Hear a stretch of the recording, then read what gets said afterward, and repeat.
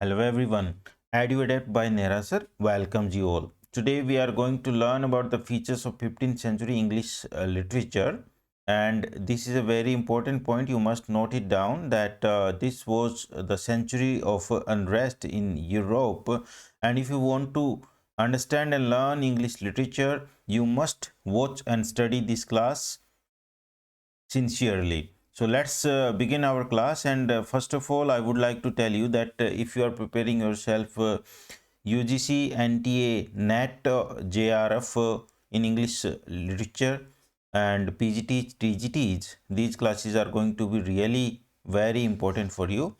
So let's talk about James I of England. And James I, he was the king of Scotland and he was captured by English. अंग्रेज़ों ने English ने Scotland के राजा James one को capture कर लिया था। कब? 1406 में। और उसको 18 सालों तक अपने पास कैदी बना करके जेल के अंदर रखा। और उसके बाद वो स्कॉटलैंड वापस लौटता है 1424 के अंदर और वापस स्कॉटलैंड का राजा बन जाता है। और राजा बनते ही वो अपना बदला लेने की फिराक में रहता है और जो नोबल्स उसके रिटेंशन में मददगार होते हैं या उसको जेल में रखने के लिए दुश्मनों को मदद करते हैं, उनसे वो बदला लेता है। और इन 1437 में उसका मर्डर हो जाता है, यानी जेम्स वन का मर्डर कर दिया जाता है 1437 के अंदर, जब कुछ षड्यंत्रकारी जो थे वो उसको मार देते हैं। Let's talk about Martin Luther. Martin Luther was a German priest, theologian, author, hymn writer, professor, and Augustinian friar or hermit you can say. तो जर्मन से बिलोंग करते थे और विशेष तौर पर एक रिलीजियस इंडिविजुअल थे। और he started the Protestant Reformation in Europe in 16th century. तो प्रोटेस्टेंट रिफॉर्मेशन शुरू करने का जो श्रेय है, क्रेडिट है, वो मार्टिन लूथर को जाता है, याद रखिएगा।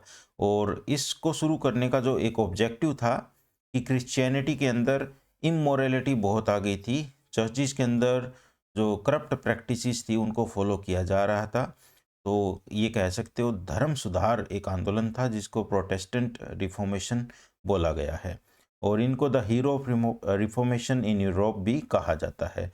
तो the hero of reformation in Europe Martin Luther को कहा जाता है, याद रखिएगा। Let's talk about Constantinople. Constantinople के बारे में अगर हम बात करें तो याद रखिएगा, सबसे पहले कॉन्स्टेंटिनोपल जो है वो अभी वर्तमान में इस्तांबुल है। वर्तमान में क्या है? ये इस्तांबुल है। और उसमें कैपिटल हुआ करती थी टर्की की। जो टर्की देश है उसकी कैपिटल हुआ करती थी। 1923 तक टर्की की ये कैपिटल रही और उसके बाद कैपिटल चेंज कर ली जाती है। पुराने समय में इसको कॉन्स्टेंटिनोपल बोला जाता था। तो कॉन्स्टेंटिनोपल जो था वो बाइजेंटाइन और ओटोमन वॉर्स, जो कॉन्स्टेंटिनोपल के ऊपर कब्जा करने के लिए जो लड़ाई होती है, वो एक तरफ बाइजेंटाइन होते हैं और दूसरी तरफ ओटोमन्स होते हैं, उनके बीच में ये युद्ध रहता है 1453 के अंदर होता है। So let's talk about in detail about Constantinople. The seat of Greek and Latin learning fell under the attack of the Turks in 1453. तो ग्रीक और लैटिन लर्निंग की जो सीट थी कॉन्स्टेंटिनोपल, वो तुर्क के हाथों में पड़ जाती है 1453 के अंदर। Constantinople was the capital of Byzantine Empire. Byzantine Empire जो था उसके अंदर ग्रीक और लैटिन स्टडी की वो सीट मानी जाती थी और ये उसकी कैपिटल हुआ करती थी। तो ये तुर्क के हाथों में 1453 में चली जाती है। तो देखिए आगे क्या होता है। On May 29th 1453 the Ottoman army under sultan Mehmed II broke through the walls of Constantinople, conquering the capital and last major holdout of Byzantine Empire. Byzantine Empire का अंतिम जो एक कह सकते हो प्रमुख जो शहर था उस पर कब्जा कर लिया जाता है ओटोमन आर्मी के द्वारा, और ओटोमन आर्मी ने किसके अंडर में चार्ज किया था कॉन्स्टेंटिनोपल पर? सुल्तान महमद सेकंड, याद रखिएगा। और ये आक्रमण जो था वो 29 में 1453 को किया गया। द ग्रीक लैटिन स्कॉलर्स, तो कॉन्स्टेंटिनोपल से जो ग्रीक और लैटिन स्कॉलर्स थे वो वहाँ से भाग खड़े हुए और वो ग्रीस और रोम की तरफ आ जाते हैं। The event led to the revival of learning in Europe which established a new era in Europe. तो इसके बाद में यूरोप के अंदर रिफॉर्मेशन शुरू होता है। The 100 Years War of France and Britain took place between 1338 to 1453। तो ये हम लास्ट क्लास में भी डिस्कस कर चुके हैं। So if you have not watched the earlier class, please do watch that. Let's talk about the war of Roses. And the war of Roses took place between 1455 to 1485।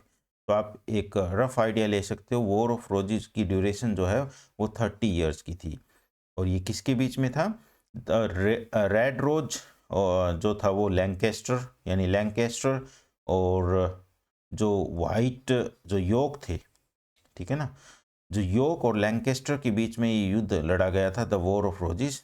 और Lancaster का जो symbol था वो red rose था और योक का जो symbol था वो वाइट रोज था।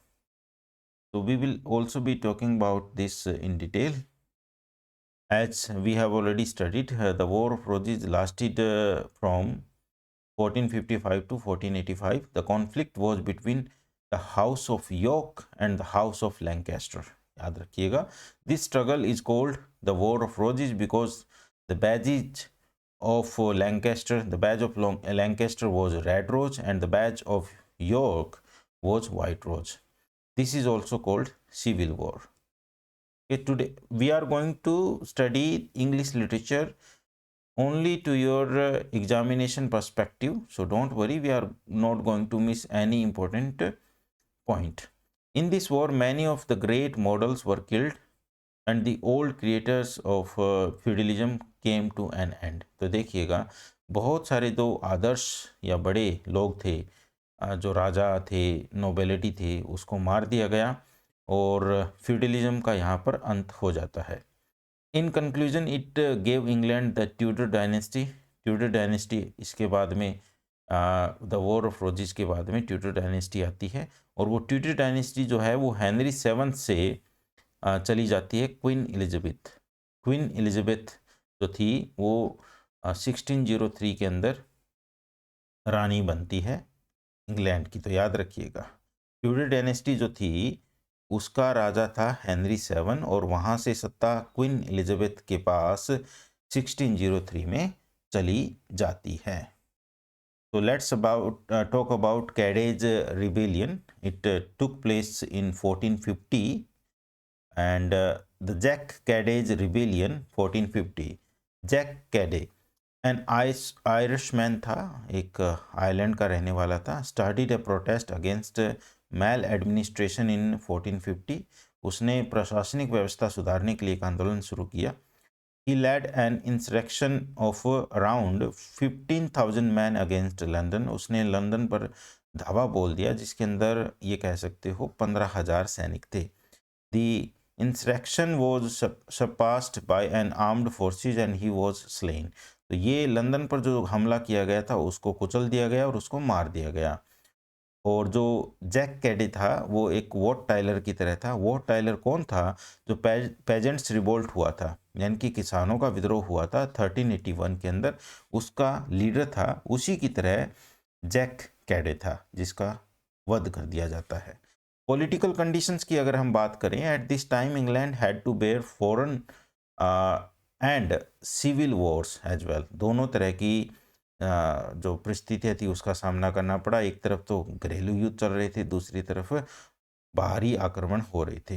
हेनरी फोर जो थे who succeeded Henry fourth gained success against France. तो हेनरी 5 ने फ्रांस पर सफलता हासिल कर ली थी, फ्रांस के शासन पर कब्जा कर लिया था। और ये कब्जा किस बैटल के बाद किया था? बैटल ऑफ अगीनकोर्ट, याद रखिएगा बैटल ऑफ अगीनकोर्ट जो थी वो 1415 के अंदर हुई। 1415 के अंदर बैटल ऑफ अगीनकोर्ट हुई, जिसमें हेनरी फिफ्थ ने फ्रांस पर कब्जा कर लिया था, शासन जमा लिया था, and became a national hero. और उसके बाद हेनरी फिफ्थ राष्ट्रीय हीरो बन गए थे, लेकिन 35 इयर्स की एज में ही उनकी डेथ हो जाती है और उनके पीछे 9 महीने का बच्चा जिसका नाम था हेनरी सिक्स्थ रह जाता है सक्सेसर के तौर पर। उसको राजा डिक्लेयर कर दिया जाता है, इंग्लैंड और फ्रांस दोनों का राजा हेनरी सिक्स को डिक्लेयर कर दिया जाता है, जो कि केवल 9 मंथ ओल्ड बेबी था, 9 महीने का था सिर्फ। Duke of Bedford became the री एजेंट इन फ्रांस। तो फ्रांस के अंदर अब हेनरी सिक्स की जगह पर सत्ता संभालता है ड्यूक ऑफ बेडफोर्ड, और इंग्लैंड के अंदर ड्यूक ऑफ ग्लूसेस्टर अपनी जो सत्ता है वो संभालता है। यानी हेनरी सिक्स्थ के लिए ये दोनों जो इंडिविजुअल है वो राजा बन करके एक फ्रांस को चला रहा है, दूसरा इंग्लैंड को चला रहा है, और जो शिशु था अभी वो रूल करने के लायक नहीं था, इसी वजह से ये उसकी जगह पर कंट्रोल लेते हैं। Bedford had to bear encounter in rising nationalism in France.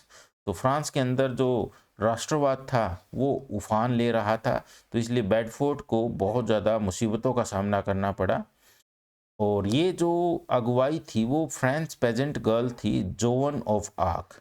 तो जोवन ऑफ आर्क याद रखिएगा उस लड़की का नाम है जिसने बेडफोर्ड या इंग्लैंड का जो शासन था फ्रांस के ऊपर उसके विरुद्ध लड़ने वाली जो लड़की थी उसका नाम था Joan of Arc, who succeeded at triumph over French army. और इस लड़की ने फ्रेंच आर्मी को हरा भी दिया था, याद रखिएगा, who succeeded at triumph for French army, sorry.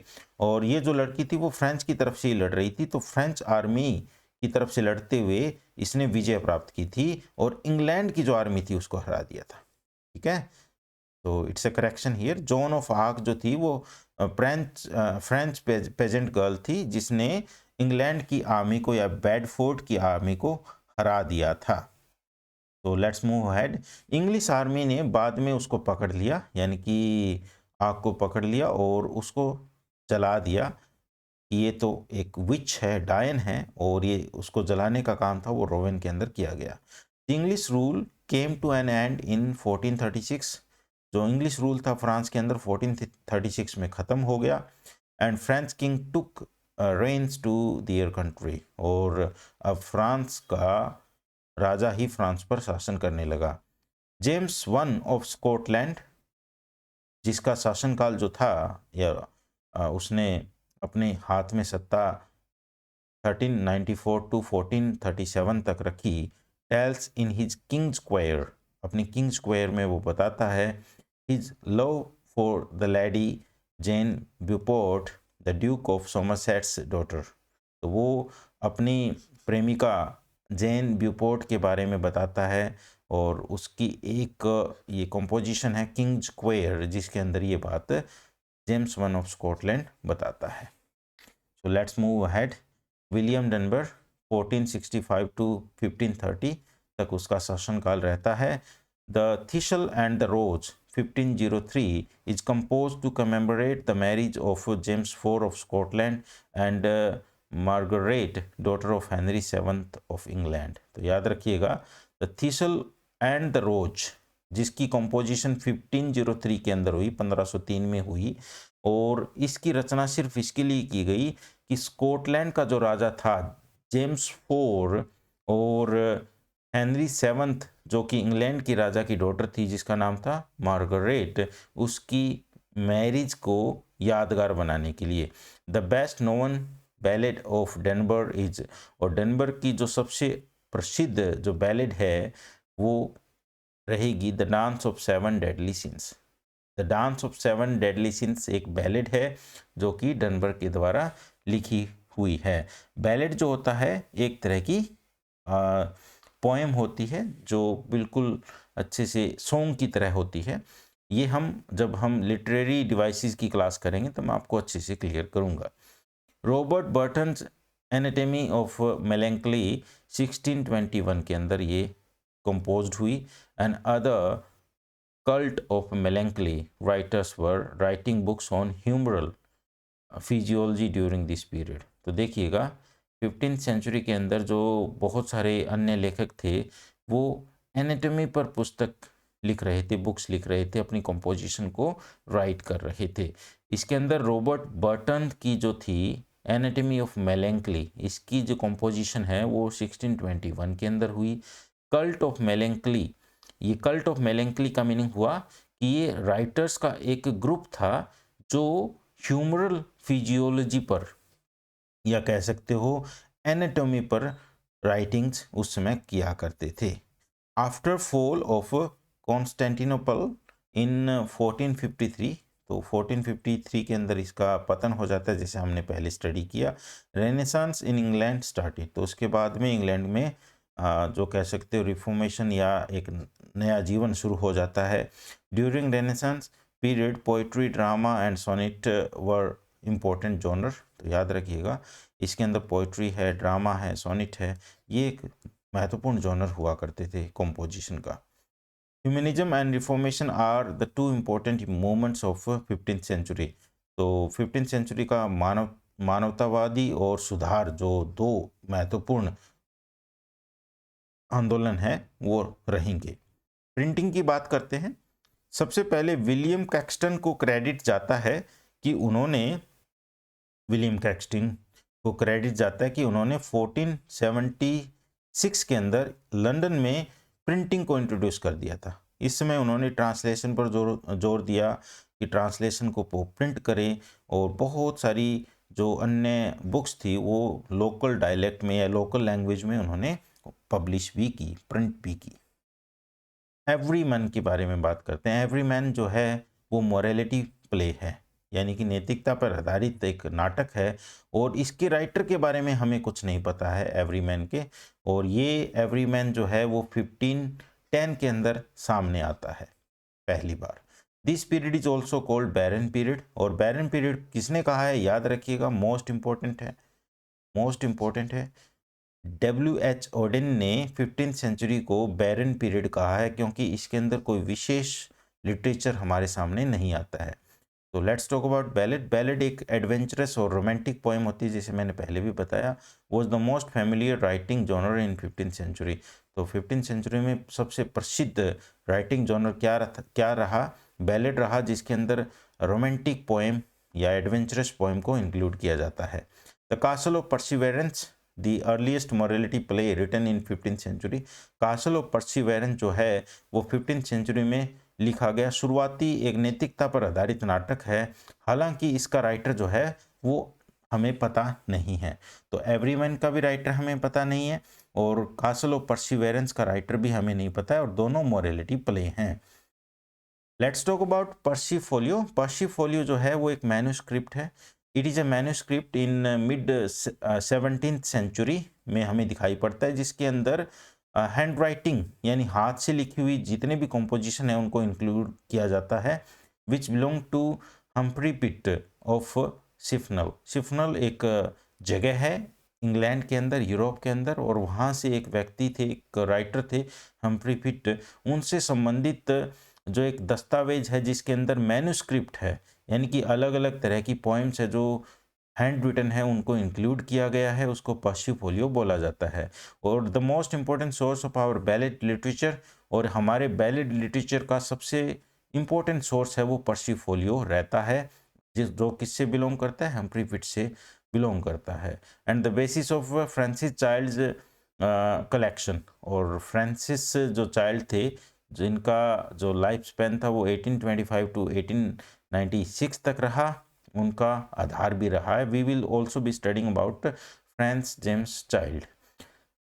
Let's talk about the relic of ancient English poetry, sometimes known as relics of ancient poetry or simply Percy's relics, is a collection of ballads and popular songs collected by Bishop Thomas Percy and published in 1765। तो याद रखिएगा जो relic of ancient English poetry है, जिसको कि relic of ancient poetry भी बोला जाता है, या सिंपली तौर पर हम क्या बोल सकते हैं, पर्सीज रैलिक्स, उसके अंदर बैलेड का कलेक्शन है।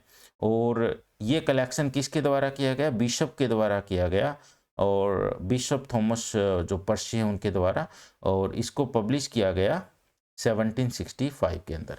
Let's talk about Francis James child. 1 फरवरी 1825 को इनका बर्थ हुआ और 11 सितंबर 1896 को इनकी डेथ हो जाती है। Was an American scholar. तो याद रखिएगा जेम्स, ये फ्रांसिस जेम्स चाइल्ड जो थे वो अमेरिकन स्कॉलर थे, एजुकेटर थे, फोल्कलोरिस्ट थे, यानी कि आम लोगों की भाषा में लिखने वाले, आम लोगों के गीतों को लिखने वाले एक राइटर थे। Best known today for his collection of English and Scottish ballads. तो स्कॉटिश और इंग्लिश बैलेट्स के कलेक्शन के लिए फ्रांसिस जेम्स चाइल्ड को हम जानते हैं। Not now known as Child ballads, जिनको कि इसके कलेक्शन को हम चाइल्ड बैलेट्स के नाम से भी जानते हैं। तो याद रखिएगा, इम्पोर्टेंट है एग्जाम के पर्सपेक्टिव से, तो इसको आप अच्छे से याद रखिएगा। It also contains the 14th century alliterative allegorical poem. तो ये हम पहले भी डिस्कस कर चुके हैं। ये एक फिगर ऑफ स्पीच है, एलिट्रेशन, लास्ट क्लास में हमने अच्छे से किया है। अगर आपने वॉच नहीं किया तो प्लीज़ वॉच करें। और इसकी एक पोएम थी डेथ एंड लाइफ, और ये सर थॉमस ब्लॉन्ट के द्वारा लिखी गई है। सर थॉमस ब्लॉन्ट ने death and life 14th century में एक एलिटरेटिव एलिगोरिकल पोएम लिखी है, और ये पियर्स द प्लोमैन के ऊपर आधारित है। पियर्स द प्लोमैन के जो मॉडल पर है वो आधारित है, और स्कॉटिश फील्ड जो है, ये दो जो है मॉडल बना करके इसको लिखा गया है। Let's move head and persist society के बारे में बात करते हैं। इट वाज फाउंडेड इन 1840 में इसको फाउंड किया गया। थॉमस क्रॉफ्टन क्रॉकर इसके द्वारा, ये जो है 4 राइटर्स हैं, इनके द्वारा इसको पर्सिस सोसाइटी को फाउंड किया गया। So let's study them. Thomas Crofton Croker, Alexander Dyce, James Halliwell Phillipps, John Payne Collier. तो इनके द्वारा पर्सिस सोसाइटी को फाउंड किया गया। कब? 1840 में। तो इन 4 ऑथर्स के नाम आपको पता होनी चाहिए। The society was founded for the purpose of publishing old English lyrics and ballets. तो पुराने जो जितने भी इंग्लिश के सॉन्ग थे, बैलेट्स थे, यानी रोमांटिक और एडवेंचरस जो पोइट्री थी, उसको पब्लिश करने के लिए सोसाइटी को फाउंड किया गया था। It was named in honour of Thomas Percy. तो थॉमस पर्सी के सम्मान में ही इसका नाम पर्सिस सोसाइटी रखा गया। So that's it for the day. Thank you very much everyone for being with me, and in the upcoming classes we are going to study all very important English writers of 15th and 16th century, and we will be starting from Thomas Mallory. So stay connected. If you have not subscribed my channel, please do subscribe it and press the bell icons. As soon as the class is being uploaded, you will get the notification and you can watch it. So stay connected. Thank you very much. Have a nice day.